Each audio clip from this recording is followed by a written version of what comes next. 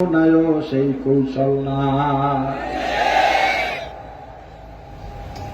জালেম বিদায় হওয়ার পরে যারা মনে করতেছে এখন দিনের এই দেশের মালিক হয়ে গেছ, যারা মনে করতেছ তোমাদেরকে এখন বয়ান, মনে রাখো ওরা বিদায় হয়েছে, কোন জালিমই স্থায়ী থাকবে না, কোন জালিম স্থায়ী থাকবে না।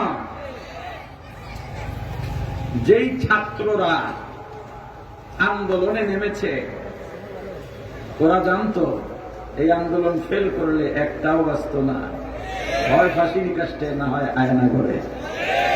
এই আল্লাহ আমাকে যতটুকু অবস্থানে রেখেছেন, আমার তো পোলাপানের সাথে গুলির সামনে যাত্রাবাড়ির সবচেয়ে কঠিন আন্দোলনের জায়গায় নেতৃত্ব দিয়ে আন্দোলন করা লাগতো না।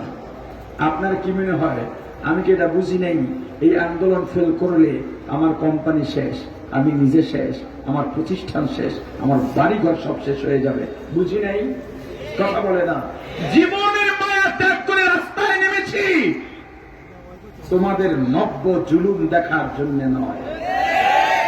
যেই ছাত্ররা স্কুল কলেজ ভার্সিটি মাদ্রাসার ছাত্ররা হাইকেরাম আন্দোলনে নেমেছিল, রক্ত দিয়েছে, জীবন দিয়েছে, যারা জেনেই নেমেছে আন্দোলন ফেল হলে হয়তো আইনা ঘরে না হয় ফাঁসির কাছে দিতে হবে, সেইটা আবার কোন নব্য ফেসিবাদকে বিদায় করতে আমার ঐক্যবদ্ধ ভাবে মাঠে নামতে পারবে, রক্ত দিতে পারবে, জীবন দিতে পারবে।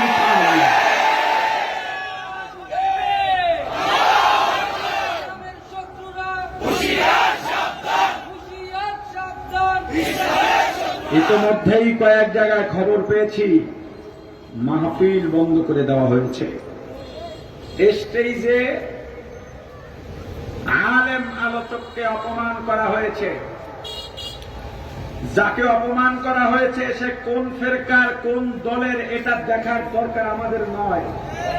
আমার প্রশ্ন, ইসলামের বিরোধিতা যারা করেছিল, মাহফিল করতে দেয় নাই, আলেমদের স্বাধীনভাবে কথা বলতে দেয় নাই, তারা তো এখন নাই। এখন মাহফিল বন্ধ করলো কারা? ওলামায়ে কেরাম পদ পদবি চান না, রাষ্ট্রীয় ক্ষমতা চান না, ওলামায়ে কেরাম চান দ্বীনের উপরে কোন আঘাত না আসুক। ওলামায়ে কেরাম চান কোরআনের অবমাননা না হোক, ওলামায়ে কেরাম চান রাসূলের অবমাননা না হোক, ওলামায়ে কেরাম চান দ্বীনের দাওয়াতের ভেতরে কোন বাধা না আসুক। এই দেশের ইতিহাস ওলামায়ে কেরামকে বাদ দিয়ে পূর্ণাঙ্গ করা যাবে না। কোন ইতিহাসবিদ ইতিহাস লিখবে আর ওলামায়ে কেরামের স্থান হবে না, ওই ইতিহাসের বই, ওই রচনা এই দেশে গ্রহণযোগ্য হবে না। আপনি ওলামায়ে কেরামকে পার্ট অফ আউট মনে করেন না। এরা এই দেশ জুড়ে, এই দেশের মানচিত্র জুড়ে, এই দেশের অবদান জুড়ে ওলামায়ে কেরাম রয়েছেন পরতে পরতে। তোমার পরিচয় এত দাপট, তোমার পরিচয়টাই তো তুমি জানো না। আজকে আমি তোমার পরিচয় দিয়ে যাই। মাহমুদুল হাসান